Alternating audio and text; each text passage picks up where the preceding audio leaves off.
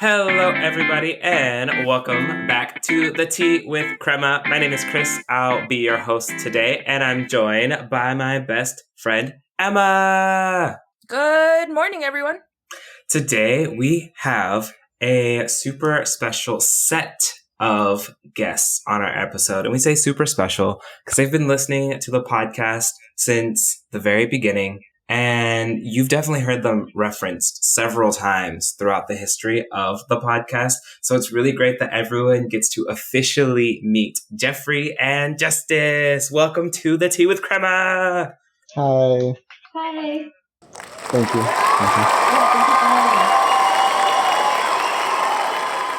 Yeah, I miss Emma's old sound effects. Those Thank really you. cool. That's not the only person that said that. I also want to point that out. So we might have to bring back the old horn just for the good, just for the one time. Mm-hmm. You can do whatever you want at this point. It doesn't even matter. Fine. All this time and effort.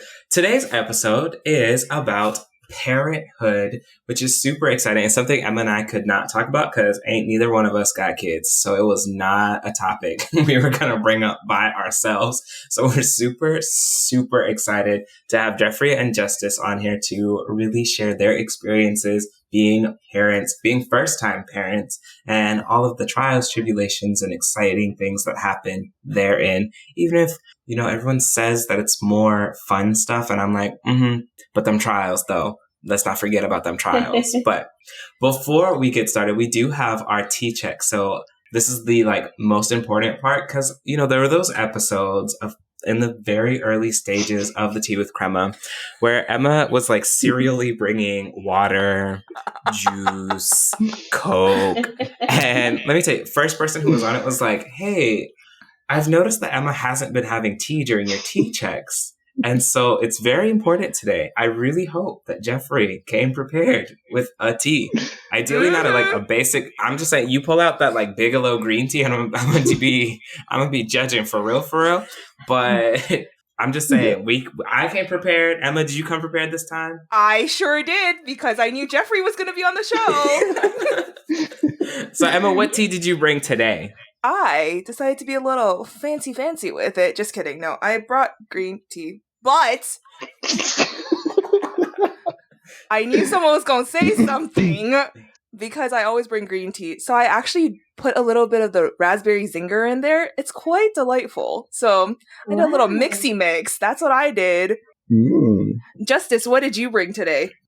Today I have Earl Grey with rosebud. And I usually drink it unsweetened. That sounds yummy.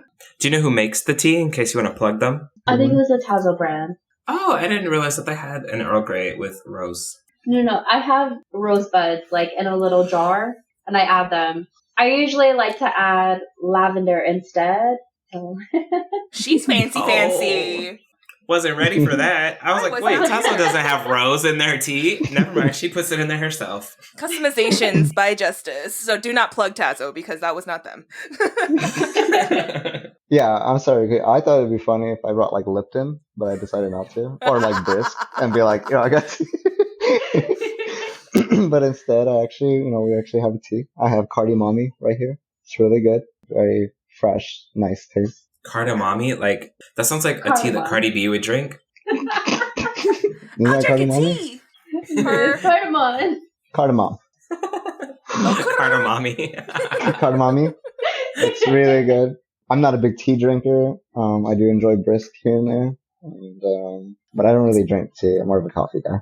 That's very Texan of you. That Brisk, just that good old, Brisk. I don't even know if I'd call it tea the way Texans do it, but it's classic. I love Brisk. Oh goodness. Well, today I brought a Moroccan mint tea by Happy Lucky's Tea Company, and it is also a green tea, but it does have a nice mixture of peppermint and spearmint. So Emma couldn't drink it, but I'm having a great time with this Moroccan mint tea. So it wasn't as good as the last green tea that I had, but it's a solid 4 stars. Did you just think that dig was gonna go unheard? I was like, I can't drink spearmint, okay, people? I can't eat spearmint. Chris had to get a whole new set of gum because I don't eat spearmint. It hurts my stomach. I don't think I'm allergic to it. I just have I have a sensitivity to it. And Chris doesn't believe it's true. But I'm like, Chris, this is real. He's like, I'm going to give you spearmint one day and you're going to be like, oh, this is delicious. And I was like, no, I'll be like, ew, this is gross. Don't test me and my fake allergies. Anyway. We'll see one day. But yes, getting started with our episode, we are talking about parenthood and being first-time parents, the experiences, the ups, the downs, and all of the unexpected things that happens. Because I would imagine, even if you were to take a full parenting course, something's going to catch you off guard. So I'm excited to hear like those crazy stories that everyone has, especially their first time having kiddos. But starting us off, opening up, what is your favorite thing about being a parent with your partner? So Justice being a parent with Jeffrey and Jeffrey being a parent with Justice. I think, love to see the nurturing side of her. It's probably my favorite part. I love to see her just be a mother. It's so natural to her. It's a part of me. I can be, compassionate and nurturing towards my daughter, but it's much more natural and soothing coming from Justice. And there's moments where maybe I even lack it. I kind of just think about from the disciplinary standpoint, and I can see in her face that she's just dying to be a mother in that moment. Like she just wants to scoop Olivia up and be that parent. And I love that about her. How sweet. I wish we had the aw emotion. We have all of the noises except for the aw. Okay, we're working on that one next, guys. And Justice, what's your favorite thing about Jeffrey being a parent? Or being a parent with Jeffrey?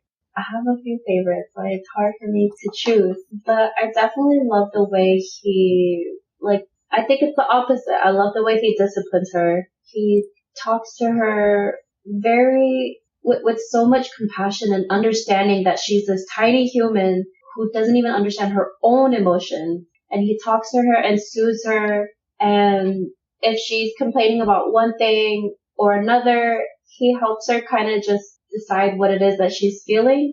And she loves him so much, and how he talks to her just as like she was a person and not a toddler, a baby that doesn't know anything. Jeffrey said we're skipping the goo goo gaga part. We're just going straight into like, hello, you're angry, and I get that, but you gotta calm down.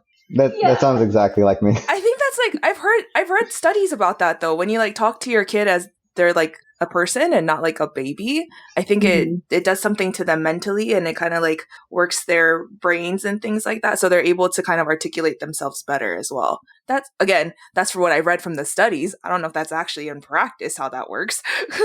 I mean, it's hard to like line up kids and decide like this is the one I'm going to mess up with the study, and this is the one I'm not going to mess up with the study. This is our control. This is our control. But I heard the same thing, and I just do believe it. Like, I think they were just very smart. Like, you see Olivia, she's only 2, and she just picks some things up so fast. I just think it's crazy to talk to her like she's just a baby. She's very smart, and I think, all she's looking for is that guidance and somebody to help understand her. And I think I'd be doing her this justice to just treat her like a baby and talk like a baby to her. See, there's a whole reasoning behind there. I just talk to babies like kids because I don't have any other. I just have one delivery of messages. One voice. Can you imagine Chris like trying to baby talk to a baby though? It's probably be uncomfortable for everyone. The baby would be like, I'm uncomfortable, please stop. Okay, so what has been the best part about being a parent? This is where you guys gotta like sell us. Like, this is why you guys should have kids, because this is the best part. You mean you sell Chris? Because Emma has pretty much decided she's gonna have a kid. I'm the one who's like, eh. So sell Chris. Yeah, it's kind of hard, I think. It's not that there's anything wrong with being a parent. It's just, it really is hard because you have to, I'm sure there's a part of this where we do talk about the bad part, but part of selling is you just have to know that, like, that disclaimer, it's really not that easy. Like, they really take a toll on you to some degree. Like, they take a part of who you are and they make it their own. And that's great. It's beautiful because they're making it their own, but they're still taking a part of you. Me and Justice used to stay up late nights gaming together and having fun for like hours on end. And like, that's just not a possibility anymore. She needs you and she wants you and she needs to be tended to. And, you lose a lot of free time. You have to sacrifice a lot. she's now the focus. You're not the main character anymore. She is, at least in your life. There's ways to try to find balance, but that's a big sacrifice you have to be willing to make up front. The great part of being a parent, I would say, is just that love that you get from them. It's so different. Like, it's so pure. Like, she just loves you so much. That smile you see every day, these genuine emotions. Like, there's nothing, as you grow up, you start to learn how to hide certain things about yourself and put this mask up. She is just raw emotion. And it's so great to see something just so genuine. That's, to me, the best part. It's just that beam of love and hope and happiness that I get from her. Yeah, I agree. I love that no matter how upset you get at her or how much she knows she's in trouble, she still loves you unconditionally. She will come up to you and say, I love you, mommy, or she'll say, I'm sorry, and she'll give you a big old hug and kiss. And it's super sweet because obviously you don't get a manual with kids, and sometimes you feel like maybe you've messed up or you're not a good enough parent. And then when they come and they look at you and they give you a hug and kiss, you just know that you're doing all right. And it's so sweet. And I think for me, because she's a little girl, I absolutely love it. Right now, she's into toys and dolls, and she'll look down the commercials and say, Mommy, I want that. And she always wants you to play with her, but she also is fine playing by herself. So I just love that I get to kind of relive part of my childhood that I didn't get to fully have with her and just enjoy the girly stuff because she's really into that as well. And I'm grateful that she's a girly girl. I know. That's like kind of, I think, and also too, these toys are just getting more and more like advanced. And like, I'm always like, wow, that's like really cool. I'll see my nephews playing with something. I'm like, let me see that for a second. Just kidding. Yeah. Yeah, you do get to like kind of, those things that maybe you didn't get to do as a kid, like you're kind of like able to do that now.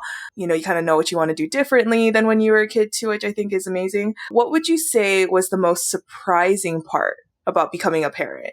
I think one of the most surprising parts about becoming a parent was probably just all the negative stuff that came with it. I feel like nobody really highlights the bad stuff. Everybody kind of romanticizes or glorifies only the good part. So when I had like all the bad experiences that I've had, like postpartum, mom guilt, the sense of losing myself, that was just really surprising because I didn't know that really happened because I didn't know anybody else that did. And those that didn't tell me. So yeah, I would say probably that. I guess mine is probably very similar. I was very surprised at like how opinionated people get. Yeah, that was like, even like up to like you have the baby and they're like, it's going to be a boy. And I was like, it could be a girl because I actually wanted a girl in my family. It's like, it's 75% chance it's a boy. And I was like, no, I think it's 50-50 still. So, I think it's going to be, it could be a girl.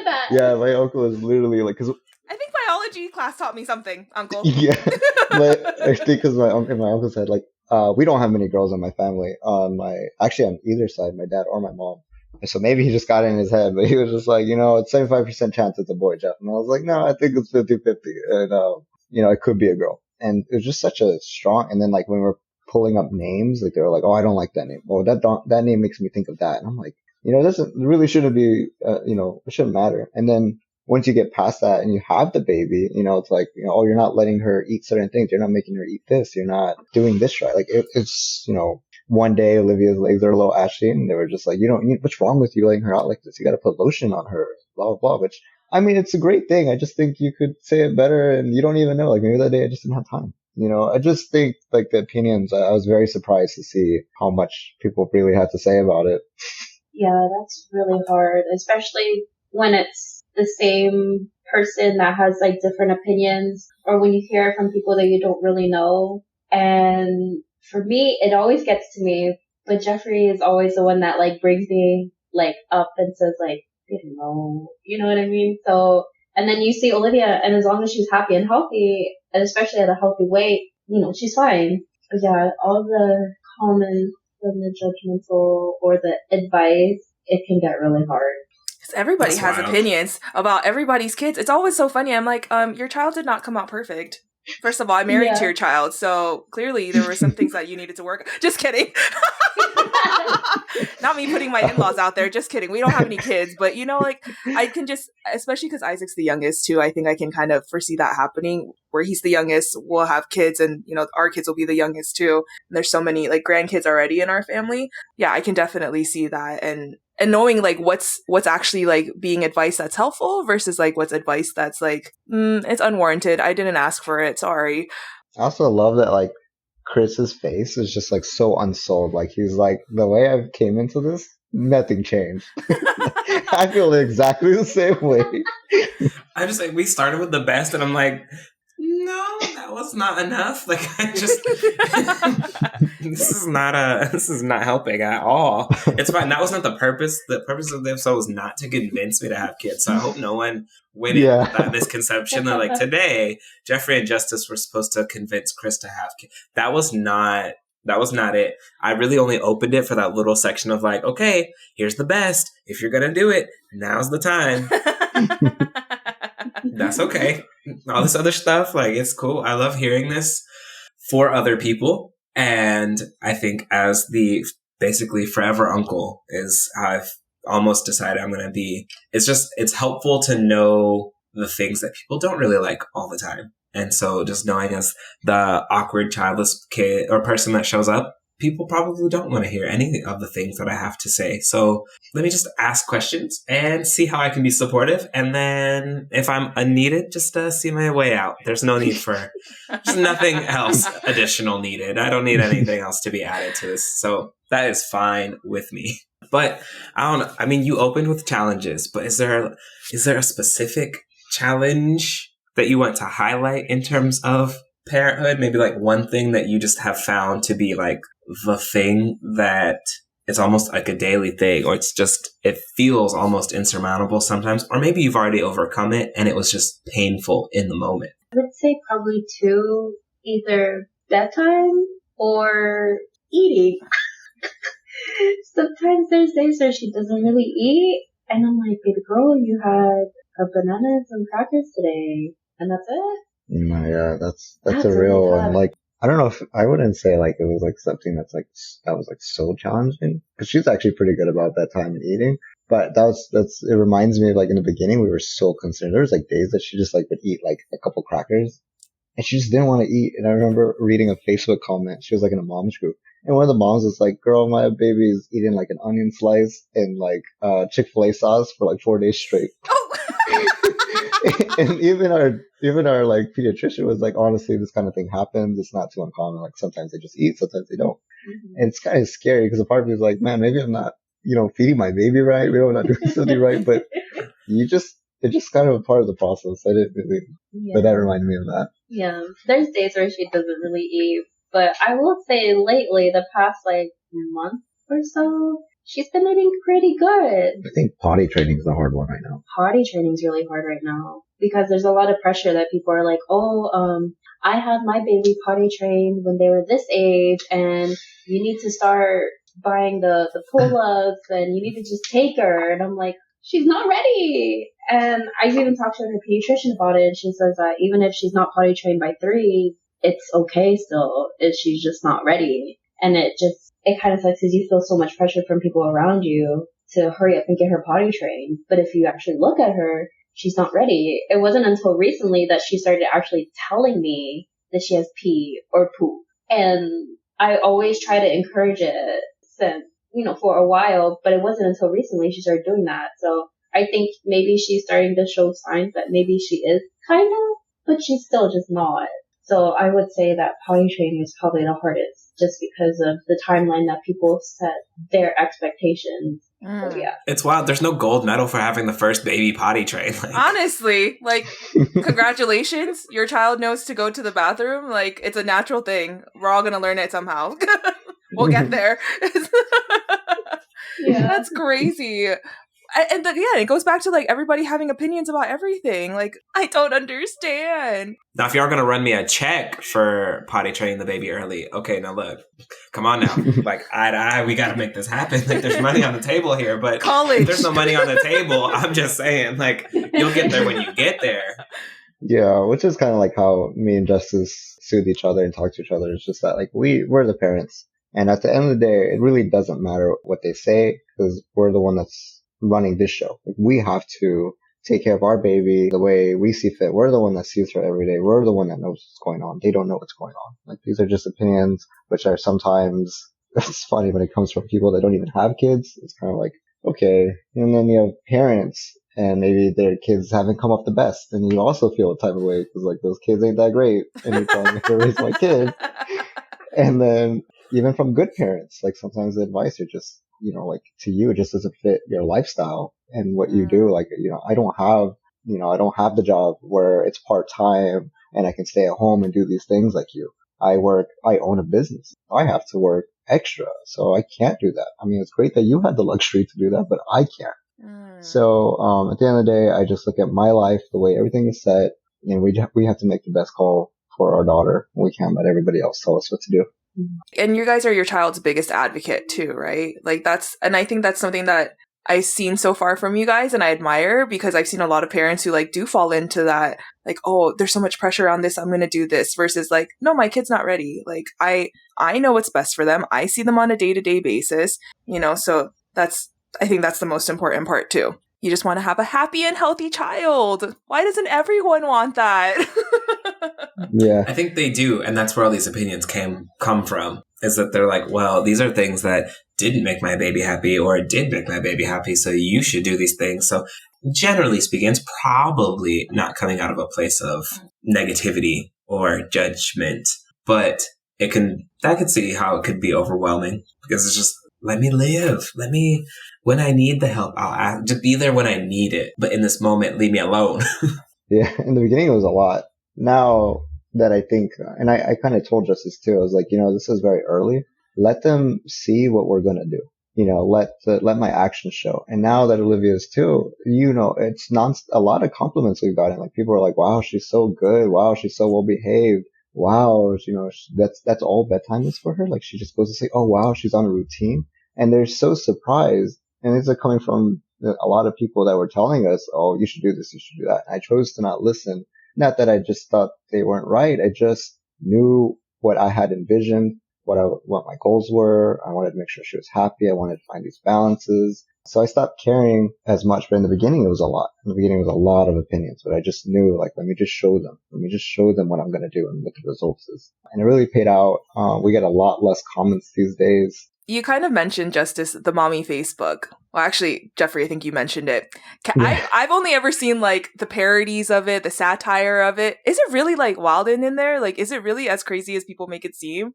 Yeah, because I won't name the specific group that I'm in, but there's a mom group that definitely makes me feel better about us as parents. And you see a lot of drama as far as like people putting their personal business out there, and I read it because She liked the tea. I like the tea.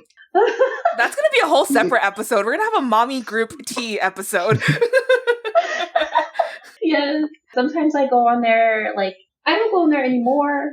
I go more for the tea, but I used to go on there like if I was struggling with something like with Olivia's eating habits or her bedtime or whatever. I would go and see, but nowadays I just go to read the stories that some of these women are going through. Oh, these poor ladies out here really just trying to find a community, and we're over here just sipping our tea, enjoying. Leave They him. really are supportive of each other. I will say that. That's good, because I've seen some of those like videos where they're like talking about, well, my child, and it's like always making fun of it and things like that. So I think it's important you found a supportive community. That was like your partners bring different skills. And that's like a skill I really admire in Justice, is that she finds ways to get help and find solutions, and she follows through and gets it done. Like that, I'd always tell Justice, one of your best skills is to just get things done. I love to just tell you like, hey, we need to do this. And I know she's going to get it done. I don't know. She's not scared to like find that Facebook group and talk to these people.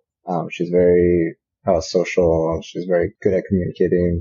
People love to talk to her. She's very friendly. But I love that. That's a skill set that I don't necessarily have. Like I'm not the guy to join the dad's group on Facebook. I'm just not that person. But I mean, she found like we also cloth diapered, and she dug into that. That's a little bit of a story of its own. But like I told her about the cloth diapering, we jumped in. She found the cloth diapering group, and she found a lot of support and tips, and she really handled it. And that's not something I couldn't have done. But I think she did it so great, maybe better than me. You know, she just killed that. I didn't have to think about it. It was really cool. We even had like a wash routine. So like apparently our old washer was perfect for cloth diapering. So I had an actual wash routine and not really a drying routine, but the washing was the most important. But yeah. That's so cool. I know someone who also cloth diapered, and when I heard about it, I was like, wow, this is fascinating. This is a whole life out there. And I was telling my mom about it, and she goes, you were cloth diapered too. I was like, I was? Is that what? That used to be the norm. And I was like, what? I was like, well, it's coming back, Mom. It's coming back with a vengeance. People are out here doing it. Good for the environment. It's so fascinating to me, though, honestly, the whole thing. Yeah, it's great. I absolutely love it. And she just looked so cute. She was so tiny and this big old cloth diaper wrapped around her. It was just really cute. It was cute. Absolutely. Like, whenever we have another kid, I'm going to cloth diaper again. Yes. Ooh, was that a hint for baby number 2? Okay, yeah. Wait, don't get too into it though. We got a whole question about this little future we got going on. But I love a little early hint. Oh, that was a good little preview. So a major component that you hit on is being a small business owner. We already know, that's something that we've explored on the Tea with Karma in general of like, what does small business look like? And so a great time to really talk about what does small business look like or pretty much self-employed look like while also raising like a tiny person. So I know you've probably listened to Brian and Shemaine who have older kiddos at this time. And so what is it like to have had this venture and now you're trying to find a new sense of balance with a kiddo? I definitely like also run it kind of like the pressure's not just on me. It really hit us as a family. I kind of run it like a mom pop shop. I've definitely been to an on-site and I put Olivia on the beanbag and Justice is there wrapping up cables and I'm doing my thing. So it's very much in our life. I'm sure Olivia will have like distant memories of like random offices that I've dragged her to. I even have this photo I can send it to you. It's so cute. One time she was even younger. She probably just turned 2. And I put this monitor on the floor and the cable, and I'm trying to look for the key to unlock the door to this office. And Olivia grabs the cable and she's looking under the monitors, trying to figure out where to put it. She was really working out there. One time we were at the warehouse moving and we're putting all these things in these boxes. And she was like barely 1. I mean, yeah, she was like 1.5 or something. And she's like grabbing stuff and putting it in the box too. She could barely reach the top of the box. I think I have a video of that too. I remember that. But it's very hard. It's very involved in our life. We don't have the luxury to just shut off when we get home. Sometimes on the weekends, I tell Justice, hey, I need you to run and grab me this part. She's got to bring Olivia, which I know is a hassle. She brings Olivia, grabs the part for me, brings it to me. During the weekdays, sometimes I come home at night and I get an email, urgent, this restaurant is down and I have to leave my family to go to that restaurant to bring them up. It could even be it's happened on a Friday night. On Christmas, a client called me and said, hey, I need you to remote in and do this thing for me on Christmas Day. And so it's very much in my life. And then you also have to balance that like stress of like not bringing those emotions home, because when you get home, you have to give that love to the people that didn't see you all day. They don't realize the challenges you had and you can't take that out on them. You can't bring that home. You have to be home and be ready for them.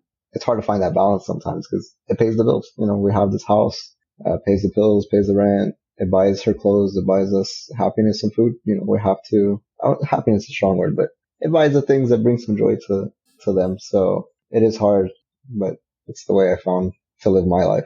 Now I'm curious about, from like the Justice point of view, being the mom, and I know part of the history that you've had in terms of like working and then being a mom, and so just kind of curious of like what that journey has looked like for you in terms of, because working while pregnant is a whole experience, and then working with a little itty bitty tiny person is a whole experience. And so just kind of figuring out like how you have found that balance. I mean, we know it hits dads, but like it hits moms differently to go through all of those experiences and then also having to do all of the other things with life, especially working. And so what has that looked like for you? When I found out I was pregnant, I was actually working at Starbucks. So you're on your feet all day. You're rushing to get drinks ready, to get this money and give people their drinks and all that. So it was actually a really rough time because my doctor was like, you need to take breaks. You have to sit down. But the manager didn't want me to.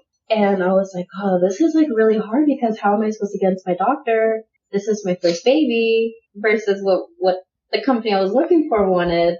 And so it was just really hard. And I was actually really, really unhappy working there. As much as I loved the job itself and the people that I worked with, I just wasn't happy. And then my father had passed away, which took a big toll, on my emotions. And Jeffrey was like, if you're just really that unhappy, maybe just stay home. So I did. And that was really nice. I stayed home from my second trimester up until, I had the baby. And then after I had the baby, I went through postpartum and I stayed home for about 10 months. And I just told Jeffrey, I was like, I can't be at home anymore.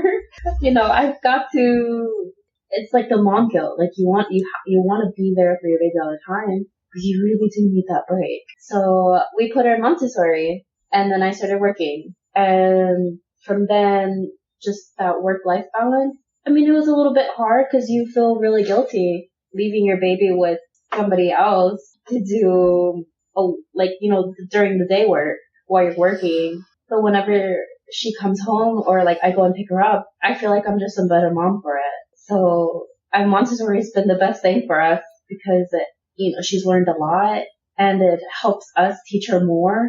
And it's been really great. And just working full time, I got used to it. Working, I stopped feeling mom guilt. And I just look forward to seeing her when I got home. And it's honestly not that hard, at least for me. I think I had a really good balance with it, her going to school, me going to work, us being home together as a family. I think it was really nice. It wasn't that hard for me. That is a fresh I don't think I've heard of anyone who's usually you just hear people oh, I need more time. I need more time to be at home. But I guess that's also coming from where I'm working, where you get 6 weeks, which is, it's not the same as 10 months. It's just, so I would imagine when you're after a little bit longer time to actually be at home, to get to know who your baby is, to go through all of those things, it is a little bit different. And you could start to feel, it makes sense that it's okay, I've done this part. I feel ready. I'm ready to go. Where I'm just hearing a lot of people who are 6 weeks, 12 weeks. That's really not that much time at all. And I'm not sure that it sounds like even you would have been ready at 6 or 12 weeks. If that was what the corporation wanted from you, that would have been potentially even more challenging. And so I just I don't know how people do it after a month and a half. Literally, that's it. A month and a half. And now it's time. Yeah, that's really tough. I just feel lucky and we're fortunate enough that I was able to just not work at all. I quit Starbucks and I was able to stay home with Olivia for what I thought was a long time, 10 months. I really didn't like it. When Justice came home and she's like, yeah, the manager wants me to do this and work like this. And it's just she did not care about Justice at all. Yeah. At all. Not even it was crazy. How do you tell this pregnant woman stuff like this? I thought it was insane. And I was if you're really not that happy, just leave. Yeah. And another point, you mentioning the 6 weeks and not being ready, Justice, her postpartum lasted a good minute. And I think for at least 2 months after that baby, I almost didn't recognize Justice. She was very sad. She was a very different person. And I think it's insane to only have that time that you're still depressed. And they're okay, you barely, you haven't even figured yourself out. You're depressed. A part of you feels you don't want this baby, but you love this baby. And then get back to work. It's insane. I think this is just one of those things that people don't speak up about. But I honestly didn't feel any love for Olivia until she was about 6 months old. I was on autopilot. I was on survival mode. I mean, even when she was around 2 months old, I had a routine down. I had her feeding schedules. I didn't really plan out her nap times, but I had her feeding schedules down to the certain specific hour. I even had a little binder of a guide of, just writing things down and tracking. So I was doing everything and I feel bad because I was literally just doing the basics to just keep this baby alive. And my postpartum was just really bad. Yeah, it wasn't until around 6 months was when I really started to enjoy her. And that's just not something that many people talk about. I even told my sisters, and one of my sisters that actually has kids was like, yeah, I went through that too. And I was like, thanks for telling me. Like, I wish, and I understand not every woman gets postpartum, but I would have at least liked to know. And when I recognized the signs within myself, that's when I started to get help. But yeah, it was really hard. And Starbucks didn't make it any easier because it took them a long time to even consider what the doctor was ordering for me to have breaks and stuff. And then when my dad passed away, they didn't even offer me any bereavement. I went home that Monday, even though his funeral was that weekend. I mean, I went to work that Monday, even though his funeral was that weekend. And I think I worked for like a few more days and then I quit. There is a lot of I feel like there was a lot of lawsuit happening things. Like there's so many, I feel like there's a lot of protections for pregnant women in the workplace. That's why I'm kind of concerned that this was happening to you. Yeah, and I had no idea what bereavement was. And I never lost someone that close to me, but I remember he passed away on a Tuesday and I was scheduled Friday, Saturday, and Sunday off already. So I had told my manager that I was only going to miss that Thursday. And I flew to Texas that Wednesday night for his funeral on Friday. And she texted me Saturday if I was still coming home, if I was still going to work on Monday. And I was like, I guess. And I was just so mind blown that I wasn't offered any kind of time off. Or empathy or compassion like a normal human. I think it was your manager. I'm seeing some not so great things. Which store were you at again? Give us that number, girl. Store number bleep bleep bleep. Got some investigations to do. What the heck? That is crazy. And that is so sad. That makes me so sad that was your experience with that. At a time when, you needed to be mourning, and a time when you're also pregnant and with your first child, and people always talk about that's so sad. And I'm sorry that you went through that, and we're again at Starbucks. Please shut us down. Please shut down this episode so we can have a real conversation. I just want to have a couple of words with you really quickly. Yeah. And I feel like the postpartum did go away on its own, but I think it turned into postpartum anxiety. Cause I get a lot of anxious thoughts, don't run too fast or you'll slip and fall, and I feel like that's normal. And I've noticed that all moms get anxious like that. So I just tell myself that what I'm feeling is normal. And then I try not to be helicopter-y. And he tells me, he's like, babe, you need to relax. Everything is fine. You don't want to be a helicopter parent. And I'm like, no, I don't. I don't want to do that. So were there things that you sprinkled them all throughout, but were there one or two nuggets of knowledge that you think would have been particularly beneficial before going into parenthood? Things that you would like to, because again, you've mentioned quite a few things throughout already. And so just some things that you wanted to kind of honor in the sense of no, these are some things that I definitely wish someone could have pulled me aside or let me know ahead of time. This is parenthood. I mean, this one is kind of if I had to give advice to a new parent, because it is something I wish we knew, but we actually did know. We got very lucky. One of my clients, he's a really great guy, very successful. He's got 7 kids now. Yeah. And his wife was just the number one thing, build routines. This is the most important thing, build routines. And so, I mean, to any parent, luckily I went in with that advice, but had I not, that's the advice I would have wished for. Building very strong routines, that helped us so much. Olivia has a good bedtime. We always tried to get to her before she cried rather than when she cried. So we were already I think, to some point she knew okay, this is the time I'm going to eat. Okay, this is the time they change us. Oh, this is the time I go to sleep. Those routines were so strong, really helped us out a lot. And that's one. 2, affording it financially. I wish I had a little more insight on that. You hear it all the time, kids aren't cheap and stuff like that. But when you I wish people really got into those numbers so I had a little bit more perspective on it. Daycare alone, I pay almost $1,200 a month. Yeah, Montessori is not cheap.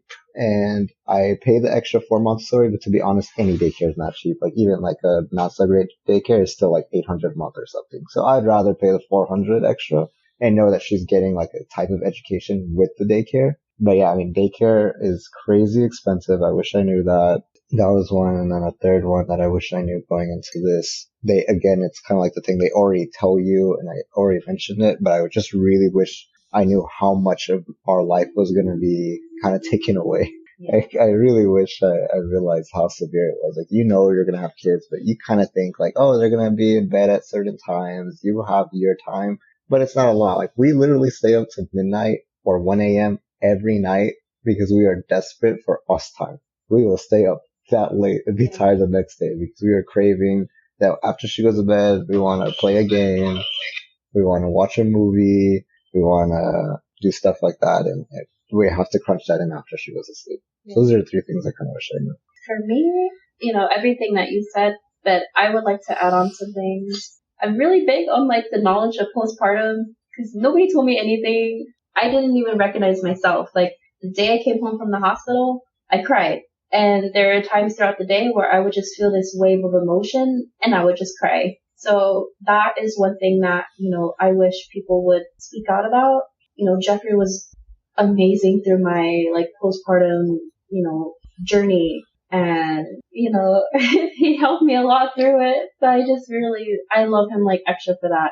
I think another thing is, I think this kind of like hits me a little bit like closer to home, but like just how hard it is with just the two of us. Because my older sister, growing up, my older sister is old enough to be my mom because my mom had me later in her life. But my older sister had 2 kids. And just growing up, I would see my mom and my other sister help out with raising the kids. So in my head, I really did see that village. My sister went to work and then my mom and my other sister helped. And then when we had our kids, we didn't have any help. And it was just really hard for me to see that I didn't get that.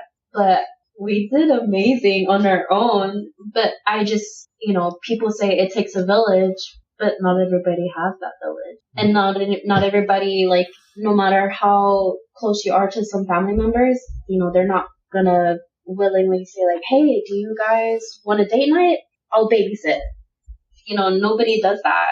And so you kind of just have to kind of figure that on your own. That is why we stay up late, because we don't get like date nights as often as we used to have. So I would say that, just how hard it is with just the two of us.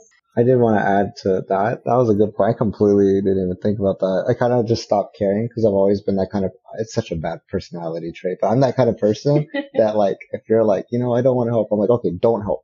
I figure it out. I will make it work. I'm that, like, I don't, like, you could be in the middle of helping me and say something that I don't like, and I'll be like, just go home. I will figure this out. I'm just that kind of person. So when I felt that from our families, like nobody really like being in there, I was like, I don't care. I will figure this out. I always do. Her niece was practically raised by her mom and her other sister. And so like her sister didn't have to take care of like those kids. It's crazy. Mm-hmm. And I hate to like throw any digs at people, but to be honest with you, my mom, her love language is gifts. So she was very supportive on like that end, but like she would not change a diaper. She would not do it. She came here for 2 weeks to help. 3 weeks, never changed a single diaper. She did not really help. She was just there, and she did like buy stuff. It was very nice of her, but I wish she kind of stepped in. It was like, hey, let me take, like, not even one night did she watch that baby. Not even one night. That's crazy. Why do you come here to help us and we can't even get one night of sleep? Yeah. Like there's other, like she's got a friend that her friend's mom went there and took care of the kids, takes it away. She's like, oh, that way you can take a break. That way you can sleep and take a nap. Nobody did that for us at all. It's crazy. Like we did not get that kind of help, but we've been doing this for like almost 3 years now. I just forgot. I didn't even think about it anymore, but yeah, we don't get that kind of help. Yeah. I remember when his mom came, it was right after I had the baby. So I had the newborn. I had company over for those 3 weeks, and it was really hard, adjusting to mom life, but still having to pick up after everybody else. And he had to work, he's got to pay the bills. He did call me throughout the day, which was really, really nice, but it was just really hard not having help when there were those extra pair pans. Man, that's so tough. But you guys are doing a great job. You know, not that you guys need the extra validation. Obviously, you know, you see it in Olivia and you get to see, you know, like, no one can say that they had a hand in this. This was us, like all us, you know, and But despite all this, what are your hopes and dreams for moving forward? You hinted at it earlier. I'm just saying, because despite all of these things, there were hints earlier. So what are you thinking, hoping, dreaming moving forward? Yeah, it's so fun. We covered a lot of negative, but I mean, it's great having her now. Like, we've gotten over the routines, we've gotten through a lot of hardships. We really adjusted. And the bigger part, like, of all those hardships is that it made us become a family. That is what made family. You know, it's not about all the good times, it's about all the hard times. You know, it's that journey. And now I feel like we're a family. I love it. We have a house. We have a very spiteful cat. I don't know what's wrong with him. We have our beautiful baby. I have a beautiful, strong wife. I have a business. We really came together and made home and made family. You know, let's see Olivia run around. She's so happy. She's so smart. I really do. We really do want another kid. Yeah, I love her so much. And, we think sometimes we see her play alone. Kind of sad. I want to see her play with her sister or her brother or have somebody there with her. I don't want her to feel alone. You know, sometimes we're tired, you know, like it's hard sometimes to bring yourself down and be like, you know what? She missed us too. She wants to play with us. She wants to play with somebody. And I think having a sister or brother could help her. And I've seen siblings in my family really talk to each other and be there for each other. I think it'd be great to give her that. So we are hoping to have another baby. you heard it here first, folks. Growing family on the horizon. For sure. And I agree. I do feel bad we did talk about the negative stuff, but I don't think it's negative, though. I think it's real. it's Yeah. real stuff. Yeah. I don't want to say everyone wants to glorify parenting, but at the same time, you know, when you're asking someone in the moment, I'm sure that they don't want to talk about like, oh, this is like actually really tough. Like, you know, instead they're like, oh, this is like wonderful and everyone's like so bubbly and she never cries and they go to bed on time and they eat all the foods. Like, you know, so I think that's like, but it's a real take. And, you know, even though it's a real take, it doesn't necessarily mean it's a negative take, right? It's just the reality of it. So many thoughts to take in. Really questioning my life choices. I'm just kidding. Yeah, but we definitely do want more kids. Before we even had Olivia, I told Jeffrey I wanted 5 kids. Girl, no. Tell me why. I was telling Isaac I wanted 10 kids. I don't have any. I'm almost hitting that age where I'm like, 10 is pushing it. I was like, even 1 is pushing it at this point. But no. 5, I see you. Because I will also say, I was like, I want 4 because then all of us have a partner when we go to Disneyland. 5, you know, like, I was telling Isaac, I was like, yeah, exactly. I was like, we can't have odd, but we can't have, and Isaac was like, well, 2 doesn't seem like a lot. And I was like, it doesn't, but 5 seems like a lot. Where y'all getting 5 and 10 kid money? Yeah, it's that's the thing. yeah, it's scary. Also, like, even beyond the money, where y'all getting 5 and 10 kid energy from? When you're young, I feel like everything seems possible. Yeah, and I want that big family. You know, I want to be in the kitchen cooking and all the kids are like, you know, waiting for dinner to be ready. I want them to be like older and have their own kids. And I'm the abuela that just knows all of these things and all my little grandkids. Like, I want like that big family. You're thinking long game. You're thinking to abuela stage already. I'm just trying to get to mom and dad. yeah, this is just proof that she's trying to trap me because Hoy. this energy is new. Okay, let me tell you. When she wanted 5 kids and then she had 1, and I was like, how do you feel now that you've had 1? She was like, honestly, I'm good with 1. And then she was like, you know, maybe 2. And I saw her getting better and better as a parent. And I told her, I'm scared to have another one because you've gotten so good. You're going to realize it's easy. You're going to want 3 and 4. And this conversation right here just confirmed this energy coming up. I knew it. She still wants 5. I knew it. She had to just ease you into it. That's the thing. Yeah. You know, I can see like, and and you talk so highly of Justice as being a mom and she's just so natural at it. Like 5, that's nothing. If you can do 1, why not 5, Jeffrey? It would be like, he's so amazing with Olivia. He's gonna discipline the other ones just so easy. Like, it's gonna be amazing. He is The glasses came off. dad. Like, I think I know he talked a little bit about how the work-life balance is hard for him, but I think he does it perfectly. And I understand that as a business owner, sometimes you have to take care of stuff. But to me, he's a perfect dad, a perfect husband, and a perfect, like, hardworking man. And I'm just so happy to have more of his babies. Just for a little, just for a little perspective, daycare Montessori is like $1,200 a month, and then if you bring another kid, they give you a discount. There you It goes go. from You get that 1200 discount. So it goes from 1,200 to 1,100 for the second kid. Wait, hold on. Wait, so that's 1,200 plus 1,100? Yes. That's 2,300? Talking about 5, Yeah. Emma. 5. Justice girl, we gonna have to sit down a little bit for a I second, know. work on the math, but maybe you can just do Montessori at your house. There you go. That's how you save money, y'all. I will Well, make this happen. We will make this happen. plan is to like have this second baby by the time Olivia's gonna enter like pre-K or kindergarten. Yeah, And y'all that already been way- paying. It won't hurt you. You've already been doing it. And I was with the baby home for like 10 months, so like, you know, it'll be okay. It'll work out. It'll all work out. I'm Oh my dead. gosh. Well, before we give anyone a heart attack, final Yelp review on being first-time parents. 0 to 5. Well, I guess technically it's 1 You to can't 5 give stars. 0 stars on Yelp. 1 to 5 stars. 1 to 5 stars. How would you rate being first-time parents? I mean, that rating changed a lot throughout the years, to be honest. Yes. Yeah, like off rip, 1 out of 5 experience. What about Not a- now? Now it's 5 out of 5. I love it. I love being a dad. I love being a parent. It's so, I'm trying to keep your show safely rated, but like, Justice has become far more attractive as a mother. Yeah. That's why y'all got that 5-kid energy right there. Yeah. Exactly. And, so off rip though, 1 out of 5. In the middle, 3 to 4 out of 5. Now it's 5 out of 5. So it's definitely gone up as the time has I progressed. agree. It is different seeing your partner, seeing your man as a father. Mm-hmm. Yes. I will say too that he has gotten a lot attractive throughout the years we've been And he's like, this is not my final form.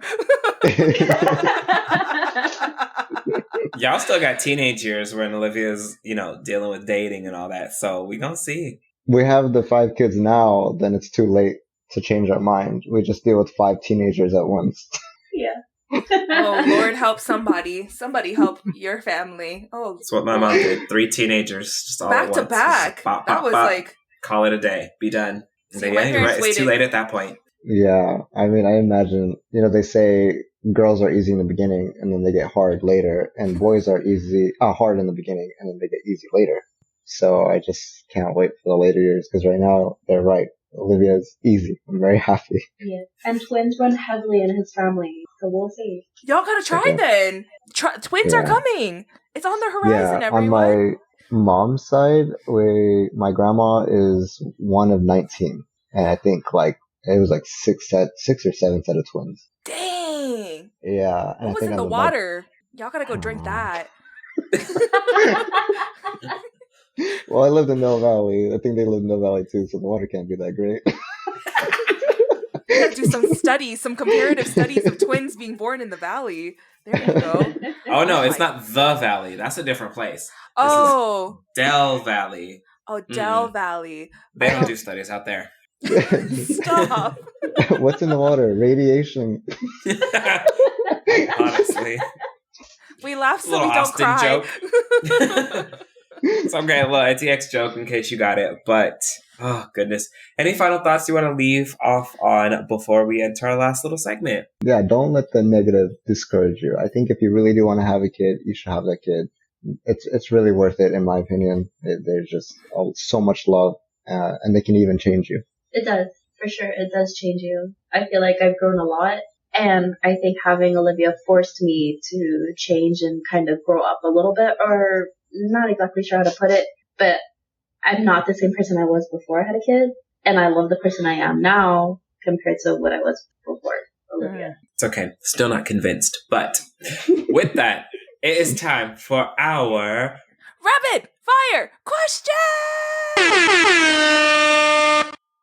I thought you were gonna let Emma do it because of the conversation we had, but it's okay.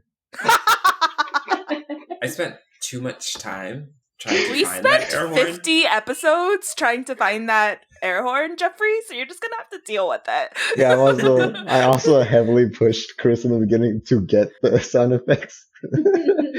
But now that you have it, I miss the old sound. Thank you. I do too sometimes. I'm gonna go first because mine are usually terrible. But today I think I have a good one, okay? So, when you were a kid, what was something that you thought would be awesome about being an adult that turned out to not be awesome? Driving. That was quick. Wow. That's a good one. I hate driving. Me? Driving sucks. Having multiple careers, I really thought I was gonna be a singer slash nurse slash mom. Well, you're already doing one of them really well. You're only missing the Yeah. other two. What's stopping you? Oh my god, I cannot go to school for nursing. Oh my god. I'm a good mom, not a smart one. Stop. I'm dead. We could make a whole episode about funny things Justice has said to me. I promise you. Mine would probably be having access to money. You know, as a kid, you know, when your mom holds those $20 from you, you're like, man, if I had those $20, you know, please keep the money. I could be Bill Gates right now, Yeah. Mom. You're just holding Yeah. me back from greatness. Now, keep the money, pay the bills, please. Keep it. Facts.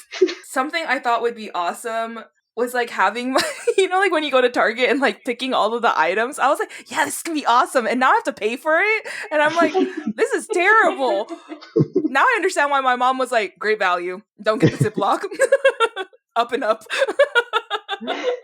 I think that made me want to buy name brand. Like, just to be spiteful. Exactly. I did too. And I was like, I'm going to buy the Ziploc brand. I'm going to get the Tide Pods.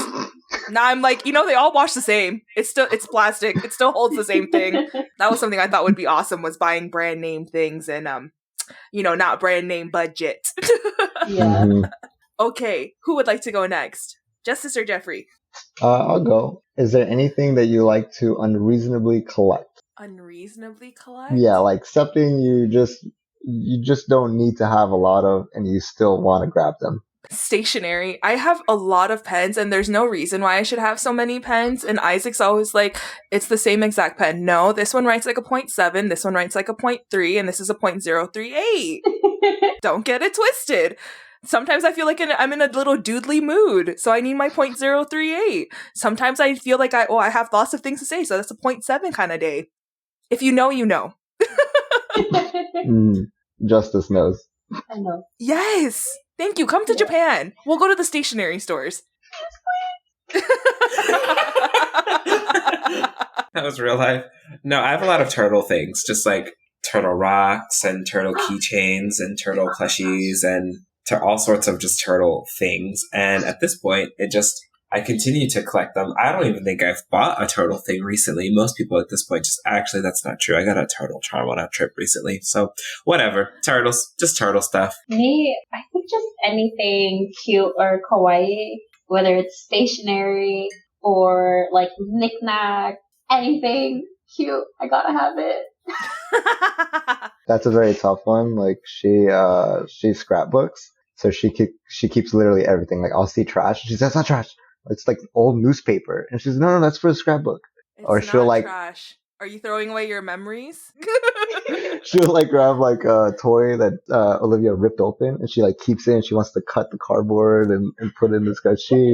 I can't touch anything. So yeah, that's on her. Yes.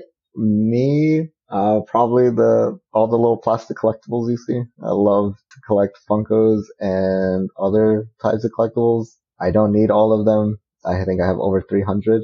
Yeah, I have to. Emma, did I tell you what this man made me do while I was in Atlanta with him? No?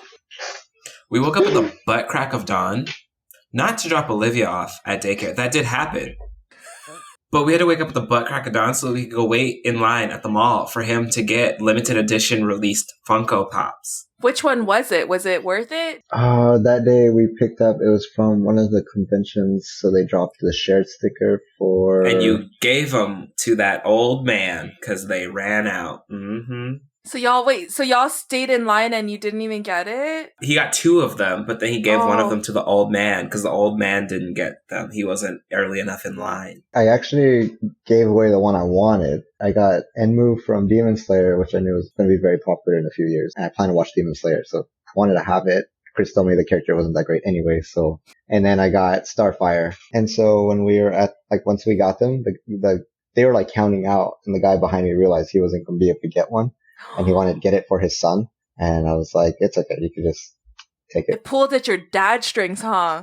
Yeah, What if it was all a manipulation tactic? What if he has no children? I Did you think I about saw that? him Just in like kidding. dad shoes. I think he was like wearing like the Reebok. So I was like, no, this guy, Not I the did white not see, Reeboks.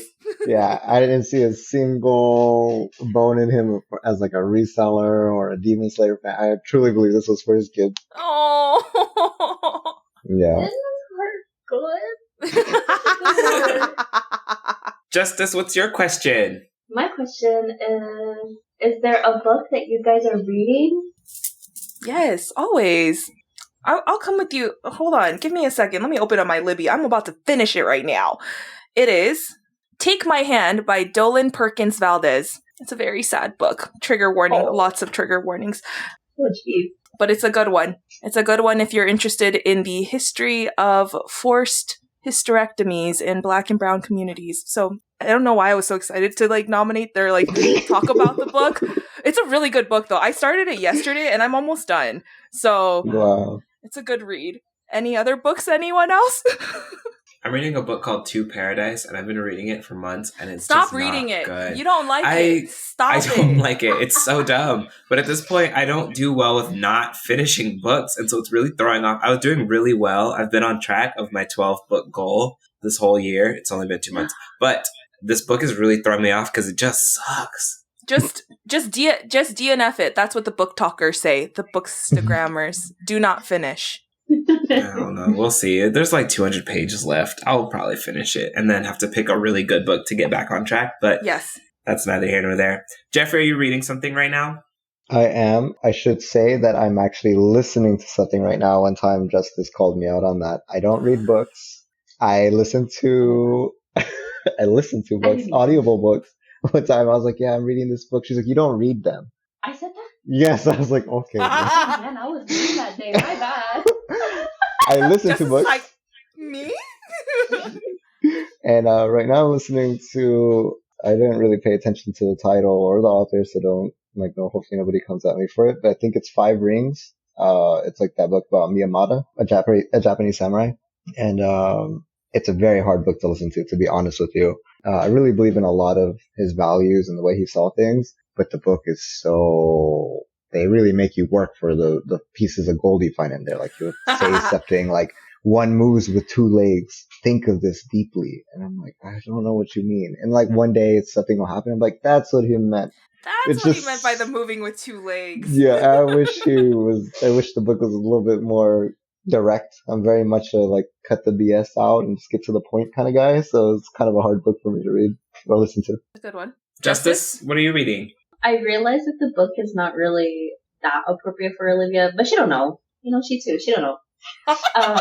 But I am rereading Like Water for Chocolate, and I read it to her at bedtime, and I think she just likes the sound of my voice, and she'll like fall asleep. But that's the book that I'm rereading. I previously read The Marvelous Adventures of Edward Tulane. That book made me cry. I forgot how that book was. But yeah, I've been kind of two birds with one stone. I've been wanting to get back into reading again, but I wanted to make bedtime a little bit easier for Olivia. So I've been reading her to bed at night. And you're exposing her to a lot of words. I think that's the biggest part, right? It doesn't matter like what the content of the book is. You're still like, she's hearing words, which is more, I think that's the... That's a very good point. Yeah. Oh, that's good. Mhm. Yeah. I have like some books that I haven't read that, you know, I'm going to actually read now because I'm reading to Olivia. There you go. All right, my final question is, what is a minorly convenient superpower you wish you had? So we're not talking like, oh, I could fly across the world. I'm not running at the speed of like Flash, unless there's like a major caveat with that ability. So like a minorly convenient, like it's nice that you have this power, but you're not saving the world. Can chores be a superpower? Like I snap my fingers and like the room's clean. Only if like there's like if it's just that room. Oh, it's Yeah. only that room. Okay, then maybe just dishes. That's massive though. Like honestly, I don't even I like hate dishes so much. I mean, thankfully I have a nice husband who like cooks and washes dishes, but there's sometimes where I just look at him like, I know I should help, but I'm like, done. Nailed it. I love that response. I think that really embodies the spirit of the question. Justice, do you have one? I guess it kind of goes with what Emma said, but I want to do that for laundry. I want telekinesis so that the laundry will do itself and fold itself and put itself away, and that I will always have clean clothes and I don't have to worry about laundry ever. That's a good one. Yeah, like I don't that. mind doing dishes. It's okay. I got a dishwasher. I don't have one of those. You know, Japan doesn't have those. But yes, I need a dishwasher. Then I could also have the laundry one too. Good one. Jeffrey? Maybe if I could maybe like go deaf for like 2 minutes a day. What? That'd Please, be nice. Please elaborate for 2 seconds on that. Yeah, maybe bad word usage. I'm sure there's people that wouldn't appreciate me saying that. But like, if I could just like not hear. Oh, just turn off your ears. Yeah, like if like in the middle of like somebody telling me something or something just only if I could just shut them down for like 2 minutes, it'd be great. Not to you specifically, just throughout the day. Like there's And your that own thoughts too. yeah, Because you have your thoughts racing just a lot. right there, like just right there, just 2 minutes to shut down. That's great. That was a very oddly specific, like, minute time, too. Like, that's why I was kind of like... I didn't want to like take advantage of it. I just need like just a couple of minutes. I felt like It's it'd be a minorly superpower. convenient. You're right. It's Yeah. minorly convenient. It's not, Yeah, like, I super didn't- convenient. Yeah, if you could do it whenever, it's cheating. But What if it's like you can't even pick your 2 minutes, too? Sometimes it'll just, like, happen. I was gonna bring that up. There was like a funny subreddit about this where like people are like pick a superpower and the next person has to think of a way to ruin it. It was so funny. It was the funny. Like one guy was like, "I wish I could double jump." The guy's like, "You can't control the distance of the second jump."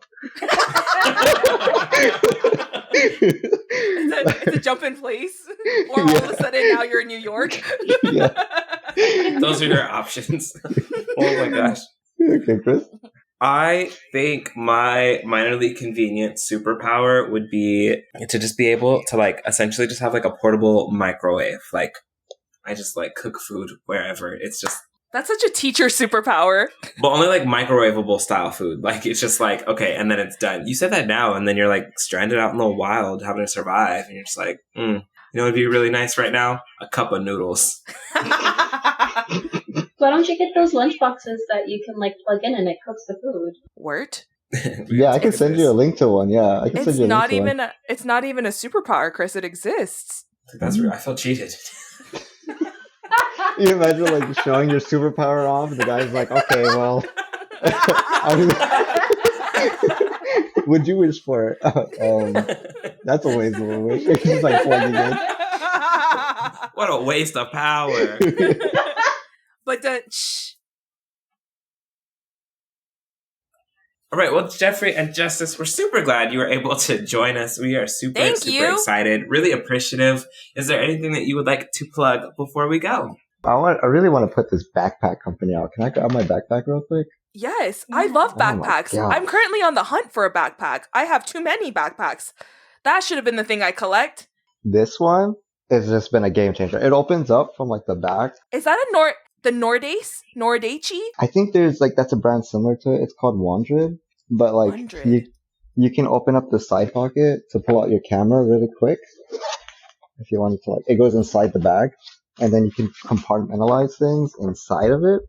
And then even this top part opens up and doesn't intrude on the space that you just saw. So you can actually put like stuff in this pocket without messing up what you just saw, the compartments on the inside. It's a What? really great yeah, it's a really, really great backpack. Great color too. Yeah, I like orange. I would recommend that brand all day. Wait, one more time. What's the brand again? Wandrid, WANDRD. I'm not a good speller. All my friends know this. I need pictures. I don't even read. I just listen to books. I still feel attacked from Chris's thing where he was like, "Do you put like whoever puts their finger on the book as they?" I think that was actually my. He's Oh, was it? Yeah, I felt attacked driving. I was like, okay. You know what? After I said it too, I was like, there's people out there who really need that and are functioning adults, and I didn't mean to shame them. Oh my god. Sorry. It's okay. We appreciate it. Well, Emma, where can people find the podcast? You can find our podcast on Instagram and Twitter at The Tea with Crema. If you'd like to send us a cup of tea, you can also Venmo us at The Tea with Crema. You can stream our podcast anywhere you stream your podcast, as well as YouTube. We hope to see you next time. Bye!